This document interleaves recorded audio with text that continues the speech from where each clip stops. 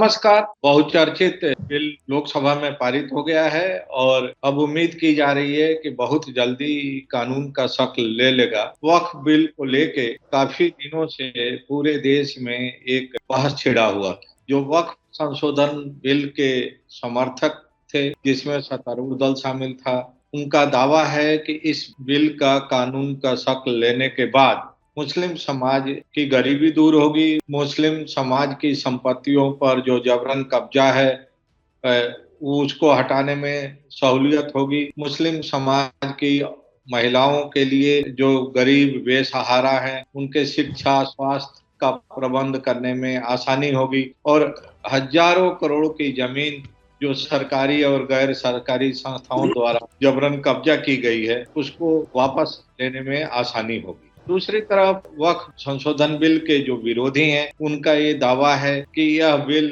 मुस्लिम समाज का जो धार्मिक अधिकार है उसके अंदर दखलंदाजी है और यह एक तरह से शुरुआत है उनके मस्जिदों पर, उनके वक्फ की संपत्तियों पर कब्जा करने और सरकार बहुत ही टारगेटेड तरीके से मुस्लिम समाज को धीरे धीरे उनके हक और हुकूक से वंचित करना चाहती है और इसलिए मुस्लिम समाज को टारगेट करने के मकसद से मुस्लिम वक्फ संशोधन बिल लाया गया है। इन सारे विषयों पर विस्तार से समझने के लिए आज हमारे साथ सीनियर आईएएस अधिकारी श्री विजय शंकर पांडे जी हैं। वे भारत सरकार में सचिव पद से सेवानिवृत्त हुए हैं और उनको शासन प्रशासन में बहुत लंबे समय तक काम करने का अनुभव। मैं उन्हीं से समझने की कोशिश करूंगा कि जिस तरह की आशंका जताई जा रही है संशोधन बिल के खिलाफ, तो उसमें कितनी सच्चाई है या एक महज पॉलिटिकल नैरेटिव है, पॉलिटिकल एक तरह से एजेंडा है और इस एजेंडा की आड़ में अपना अपना वोट बैंक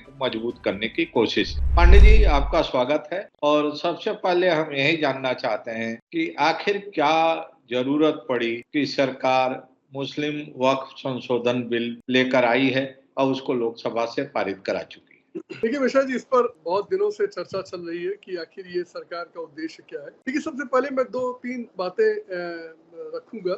एक तो ये कि कोई भी कानून स्थायी नहीं होता और उसमें समय समय पर देश काल की आवश्यकताएं और परिस्थितियों को देखते उसमें परिवर्तन होते रहना चाहिए और सरकारों का ये काम है कि वो निष्क्रिय भाव से ये देखें कि जो भी पहले व्यवस्थाएं बनाई गई थी उन व्यवस्थाओं में कोई कमी तो नहीं है या उनके जो उद्देश्य था उन कानूनों का वो उद्देश्य पूर्ण हो रहा कि नहीं हो रहा, और अगर उन उद्देश्यों की पूर्ति में कोई कमी आती है तो उसको दूर किया जाए। देखिए, दोनों पक्ष, चाहे सरकार हो चाहे विपक्ष हो, उसके अपने अपने बहुत मजबूत तर्क है कि क्यों किया जाना चाहिए और दूसरे पक्ष क्यों नहीं किया जाना चाहिए। लेकिन इस पूरे जो जिसे कहते हैं इस चर्चा में जो एक बात जो मुझे दिखती है हमेशा, और इस तरह के कई कानून जो थे उनमें सब में दिखती थी कि राजनीतिक दलों के पास अब ये जिसे कहते हैं निष्पक्ष रूप से, निष्क्रिय भाव से किसी भी चीज को देखने की अब शक्ति नहीं बची है। सब अपने अपने वोट पर ध्यान रखकर पक्ष या विपक्ष का ध्यान रखते हैं और किसी भी कानून पर जिसे कहते हैं अपनी टिप्पणी उसी तरह सीमित रखते हैं।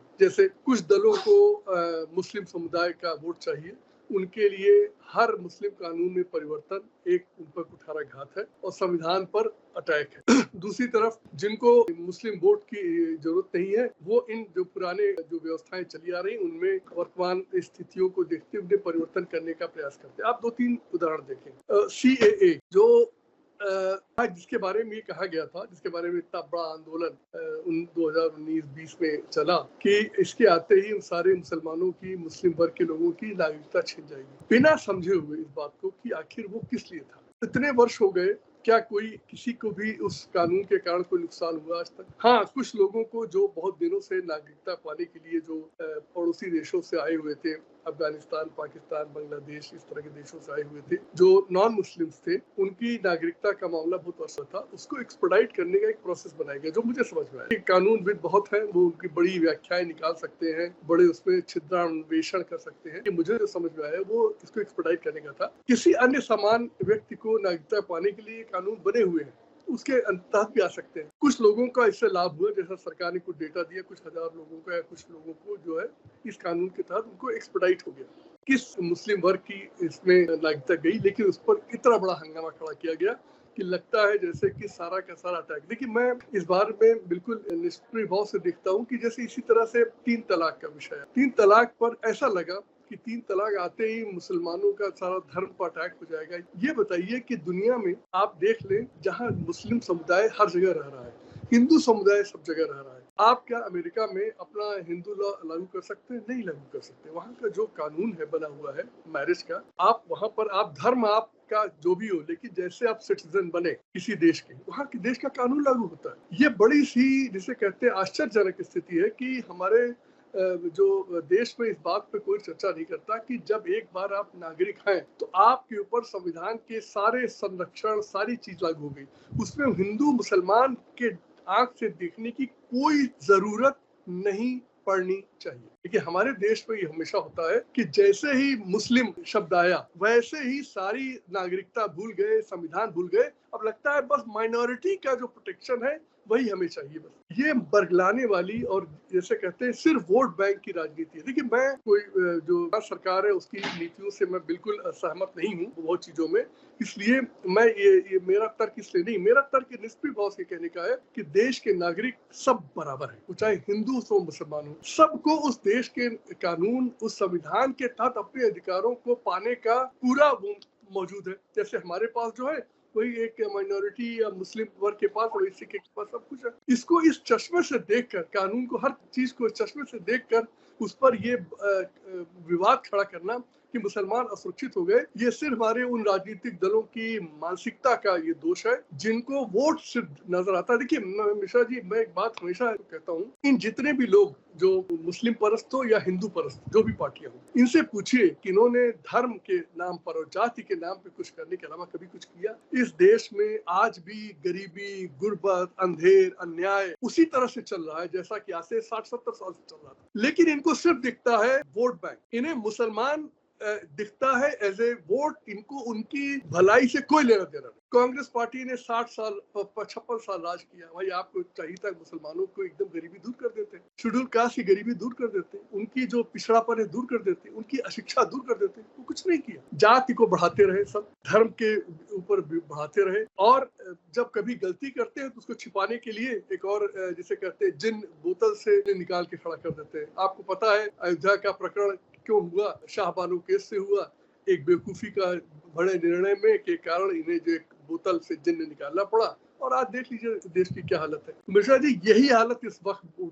इसमें जो परिवर्तन हुआ आप देख लीजिए, डॉक्यूमेंट से है। अगर आपको उसमें दिखता है कि मुसलमानों का अधिकार छीन जा रहा, तो मैं कहना चाहूंगा वक्फ बोर्ड अधिकार छीनेगा कि संविधान छीनेगा? ये नागरिक पहले हैं, मुसलमान बाद में हैं। इस चीज को कब समझेंगे लोग? आप गवर्न है संविधान के नागरिक होने के प्रोटेक्शन से। आप वक्फ बोर्ड और विवाह का और 3 तलाक से गवर्न नहीं है। आपको प्रोटेक्शन अपने से सिटीजन सीख करना चाहिए इस देश के संविधान से, उसमें सब बराबर है। क्या कहीं पर लिखा हुआ है कि जो माइनॉरिटी है इंफीरियर होंगे? नहीं, आप सिटीजन हैं तो सिटीजन हैं, और आपको माइनॉरिटी में मुस्लिम हो, सिख हो, उसको उतने अधिकार रहते हमारे आपके पास है। कहा यह जा रहा है सरकार की तरफ से कि अब तक जितनी भी वेलफेयर स्कीम्स चली हैं या चल रही हैं 2014 से लेके अब तक, उन सभी वेलफेयर स्कीम्स में किसी भी तरह का कोई भेदभाव नहीं किया गया है, और जो बेनिफिशियरीज की तादाद है उसमें मुस्लिम समाज से बेनिफिशियरीज की तादाद सबसे ज्यादा है। चाहे वो उज्ज्वला योजना हो या आवास योजना हो या मुफ्त राशन की योजना हो, इन तरह की तमाम योजनाएं चल रही हैं केंद्र सरकार की और राज्य सरकारों की, जिसमें कि जाति और धर्म के आधार पर किसी भी तरह का डिस्क्रिमिनेशन नहीं किया जा रहा। तो इसी के आधार पर ये दावा किया जा रहा है सरकार की तरफ से कि मुस्लिम वक्फ संशोधन बिल भी मुसलमानों की बेहतरी के लिए। लेकिन इसके पीछे संदेह इसलिए हो रहा है कि अगर सरकार सचमुच वक्फ बोर्ड की संपत्तियों पर जो अवैध कब्जे हैं उसको छुड़ाना चाहती, तो 2014 से लेके 2024 तक 10 साल के दौरान सरकार की तरफ से वक्फ बोर्ड की संपत्तियों पर जो सरकारी और गैर सरकारी संस्थाओं का कब्जा है उसको खाली कराने के लिए क्या प्रयास किए गए, इसके बारे में सरकार की तरफ से कोई ठोस जवाब नहीं आ रहा। 6 में जब इंदिरा जी प्रधानमंत्री थी तो उन्होंने देश के सभी मुख्यमंत्रियों को एक चिट्ठी लिखा था और चिट्ठी के जरिए उन्होंने अपेक्षा की थी कि जो वक्फ की संपत्तियां हैं, जिस पर सरकारी और गैर सरकारी संस्थाओं का कब्जा है, उससे मुक्त कराया जाए और उसका इस्तेमाल मुस्लिम समाज के वेलफेयर स्कीम्स के लिए किया जाए, उससे जो आए। लेकिन उसके बाद की किसी भी सरकार की तरफ से, चाहे इंदिरा जी के बाद की सरकारें रही हो या मौजूदा 10 साल केंद्र की और अलग अलग राज्यों की सरकारें हैं, कहीं भी इस दिशा में प्रयास नहीं किया। इसलिए मुस्लिम समाज के अंदर इस बात का डर है कि इसके पीछे कहीं पॉलिटिकल मोटिव तो नहीं है इस पूरे फैसले के, और सिर्फ कहने के लिए बताया जा रहा है कि इस बेदखली करा के इसको जो है उससे जो आय होगी उसका खर्चा मुस्लिम समाज के वेलफेयर में किया जाएगा। मिश्रा जी, बड़ी हास्यास्पद सी बात है ये बताइए, क्या हिंदू समाज जो है, जो भारत की आबादी है, उसकी देखभाल क्या हिंदू समाज के ट्रस्ट कर रहे हैं? क्या इस वक्त का जो भी हिंदी हो, मैं नहीं जानता, जो वो कर रहे हैं कि सरकारें कर रही हैं, आर्थिक व्यवस्थाएं करती हैं? आपने पूरे मुस्लिम समाज के जो नागरिक हैं हमारे, हम तो मुस्लिम शब्द प्रयोग कर नहीं पाते, लेकिन ये कॉन्टेक्स्ट में इसको बोलना पड़ता है, कहना पड़ता है कि आप चूंकि उसको उस चश्मे से देख रहे हैं। जिम्मेदारी इनके उत्थान की क्या वक्फ बोर्ड की है कि ये सरकारों की है? अपनी नीतियां ऐसे बनाइए कि गरीबी दूर हो, उनकी शिक्षा दूर हो, उनका डिस्क्रिमिनेशन दूर हो। ये क्यों ऐसा करते हो? वो शेड्यूल कास्ट भी बहुत पिछड़े हैं, मुसलमानों से भी पिछड़े हैं, तो उनके लिए क्या अलग बोर्ड बनाएंगे आप?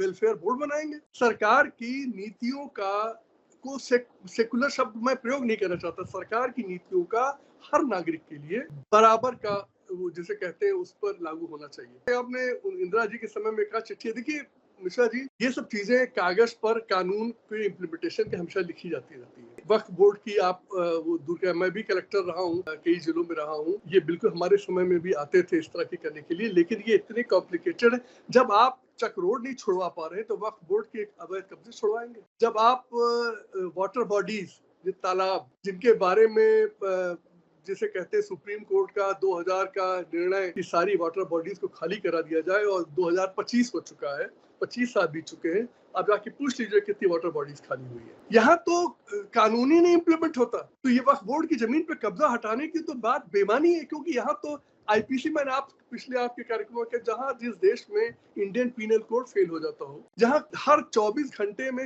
हर मिनट, हर सेकंड भ्रष्टाचार हो रहा हो, आईपीसी के जो जिसे कहते हैं वो अपराध हो रहे हो, भ्रष्टाचार निरोधक अधिनियम के अपराध हो रहे हो, जब उस पर कोई रोक नहीं है, तो वक्फ बोर्ड की जमीन बचेगी कि तालाब बचेंगे कि चक्रोड बचेंगी? ये प्रशासन की, देखिए मिश्रा जी, हमारे देश के राजनीतिज्ञों ने सिवाय जिसे कहते हैं जात, धर्म और पैसे में बांट के सत्ता लेने के अलावा कभी भी ईमानदारी से कुछ करने की कोशिश नहीं की। इस बात को प्रश्न हमारी जनता नहीं उठा पा रही कि भाई तुम 77 साल हो गया स्वतंत्र हुए, एक थाना तो तुम ईमानदार कर नहीं पाए, एक ब्लॉक ठीक से नहीं चला पा रहे हो, जहाँ पर कि जो गांव में पैसा जाता है उसपे बड़ी रिश्वत जो खा ली जा रही है। तहसील में कोई काम बिना रिश्वत की सिफारिश के होता हो तो मुझे आश्चर्य होगा, क्योंकि मैं तो इस व्यवस्था का पार्ट रहा हूँ करीब 38 साल, और मुझे कितना संघर्ष इस बात के लिए करना पड़ता था कि रिश्वत न खाई जाए। मतलब मुझे अभी भी सोच के शर्म आती है कि सारा स्ट्रगल तो इस बात के लिए रहता था कि कैसे रिश्वतखोरी रोकी जाए। क्यों?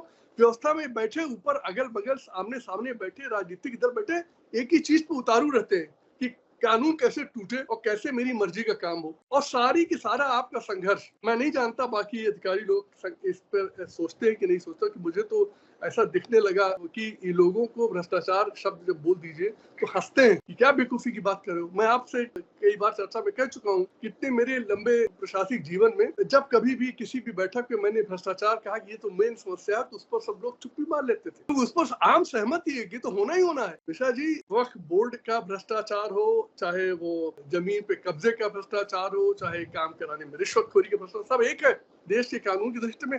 लेकिन हम लोगों ने मुस्लिम हिंदू के चश्मे से देखना शुरू कर दिया। इसमें जितने दोषी, ये हिंदू पार्टी राज्य है, हिंदुत्व वाली पार्टी, उससे कई ज्यादा दोषी ये लोग हैं जो सेकुलरिज्म के नाम पर सारा का सारा समाज हमारा बांट के नो रख दिया। और आप पूरा इतिहास पढ़ लीजिए कि अगर ये जो भी हुआ 20 में और 2000 में हुआ, उसकी बीज बोया जा रहा था बहुत वर्षों से पहले। तो मेरा कहना है कि ये सारी अप्रीहेंशन ये एकदम गलत इस दृष्टि से कि देखिए, किसी भी वर्ग के जो भी नागरिक है देश का, उसके पास संविधान प्रदत्त सारे वो अधिकार उसी तरह मौजूद जैसे हमारे आपके पास। तो आप किसी चीज से भाई क्यों खाते हो? आपके साथ कुछ गलत हो तो लड़िए ना। सर, ये भी अनुभव है कि चाहे वक्फ की संपत्ति हो या चर्च की संपत्ति हो या गुरुद्वारों की संपत्ति हो, ज्यादातर उसके या मंदिरों की संपत्ति हो, उसका दुरुपयोग करने में प्रबंध कमेटियां ही ज्यादा शामिल रही हैं समाज की। और जब भी जांच हुआ तो पाया ये गया कि मंदिर की संपत्ति बेचने वाले में वहां के मंदिर कमेटी के लोग ही शामिल थे, चर्च की संपत्ति बेचने वाले में चर्च के पादरी ही शामिल थे, और उसी तरह से कब्रिस्तान और इस तरह की संपत्ति वक्फ की बेचने में वहां के वक्फ के पदाधिकारी ही शामिल रहे, नेताओं और बिल्डरों से साठगांठ करके। तो क्या इस तरह का कानून बन जाने से अभी तक जो ये प्रैक्टिस चली आ रही थी लूटने की और बंदर बांट करने की, उस पर कोई लगाम लगेगा? क्योंकि दावा तो यही किया जा रहा है, यह कानून भी बाकी कानूनों की तरह एक फाइल में बन के रह जाएगा। जी मिश्रा जी, जब आप एक क्लोज ढंग से काम करते हैं, गुपचुप रूप से, जिसमें किसी की कोई वो नहीं है, किसी को पता नहीं है, तो वहां पर भ्रष्टाचार होने के वो बहुत बढ़ जाते हैं। इसमें यह है कि इन्होंने सरकारी जो व्यवस्था को अंदर डाला, बाकी लोगों को अंदर डाला, रिप्रेजेंटेशन बढ़ा दिया, तो निश्चित रूप से जो लोग मठाधीश बने थे उनके ऊपर ये अंकुश लगेगा। तो मैं इसको बेहतर मानता हूं कि ये इस तरह की व्यवस्थाएं जिसमें कुछ लोगों के हाथ में सब चीज हो, वो बिल्कुल गलत है। आपको याद होगा कि आप देखिए, मंदिरों को पहले पूरी स्वतंत्रता थी, जैसे आपने कहा कि मंदिर को अपनी जमीनें बचाते थे। काशी विश्वनाथ मंदिर जो हमारे देश के जिसे कहते हैं मतलब सबसे महत्वपूर्ण मंदिरों में एक माना जाता है, उसको सरकार को क्यों टेक ओवर करना पड़ा 1981 में? क्योंकि वहां का सोना को चोरी कर लिया गया। आपको पता है क्यों इसको वैष्णो देवी मंदिर को क्यों कंट्रोल करना पड़ा? चोरी होती थी। बद्रीनाथ केदारनाथ को क्यों मंदिर कमेटी गवर्न करती है? जिससे कि ये शरारत ना हो। और जो भी ट्रस्ट, जो भी मंदिर, और वो जो आज भी सरकारी नियंत्रण से बाहर है, वो उनकी अन्नामलाई जो मंदिर जो वो है तिरुपति, क्यों उसको नियंत्रित नहीं? क्योंकि वो अव्यवस्था थी वहां पर। अगर हिंदुओं के पूरे मामले में अव्यवस्था को रोकने के लिए सरकार कानून बना सकती है, तो आपके क्यों नहीं बनाएगी? आप भी तो सिटीजन है। ये पूर्णतः राजनीतिक सोच है और सिर्फ उनके वोट के लिए। मैं हमेशा मिश्रा जी कहता हूं कि इन नेताओं को काम क्यों नहीं करते? काम करके वोट लो ना, तुम सिर्फ बांट के वोट क्यों लेते हो? जब ये लोग सत्ता में बैठे रहे, मैं नाम नहीं लूंगा इन दोनों का, इतने भ्रष्ट थे ये, जो आज सेकुलर बनकर जो है मुसलमानों के लिए चला रहे, इतने भ्रष्ट कि इन्होंने न सिर्फ मुसलमानों, सबका पैसा खा, इन्होंने पूरे देश राष्ट्र को एकदम खोखला कर रखा है। अब इनका दर्द जो उभर रहा मुसलमानों के लिए, अरे भाई तुम तो पूरा देश चाट जा रहे हो। तुम हिंदू नहीं बचा, शेड्यूल कास्ट नहीं बचा, कोई तो नहीं बचा, तुम मुसलमान क्या बचेंगे तुमसे? लेकिन वोट लेना है। मिश्रा जी, शुद्ध है ये, दोनों पक्षों की हालत न। इससे एक बात साफ है, चाहे सत्तारूढ़ दल हो या अपोजिशन की पार्टियां हो, उनका मकसद और उनका कमिटमेंट वेलफेयर नहीं है संबंधित समुदायों के और वर्गों का। अपना अपना पॉलिटिकल एजेंडा सेट करना है, अपना अपना पॉलिटिकल नैरेटिव सेट करना है, और कहने के लिए इस तरह के सी गुफ्फे छोड़े जाते रहते हैं। बहुत बहुत धन्यवाद। नमस्कार।